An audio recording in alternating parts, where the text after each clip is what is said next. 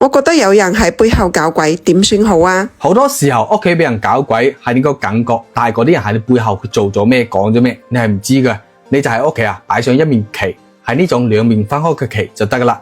唔理你間屋係買嘅定租噶啦，你只要往屋企度一擺你就會淡定好多噶啦。因為佢全身散發滿滿嘅正能量，你就算遇到再高山都高唔過佢嘅。佢擺喺屋企度，佢就係靠山嚟嘅，佢就係生養，就係大樹底下好遮陰。人哋喺背後咩計仔都冇用嘅。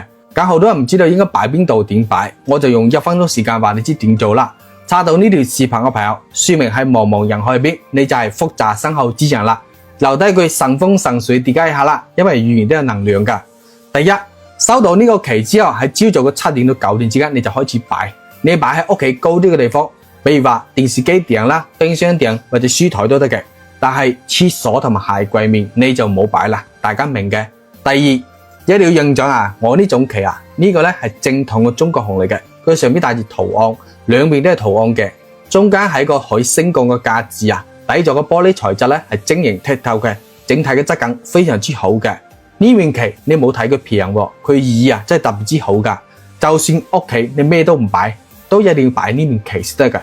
如果你哋屋企呢幾年錯失咗唔少機會你擺咗一段時間之後咧，就知道佢有幾好噶啦。如果你哋有荷包啱啱漲起身，但係總有亂七八糟嘅事情發生嘅話，呢個旗咧你一定要攞翻去擺啦。你擺工作嘅地方，擺上班嘅地方就得噶啦。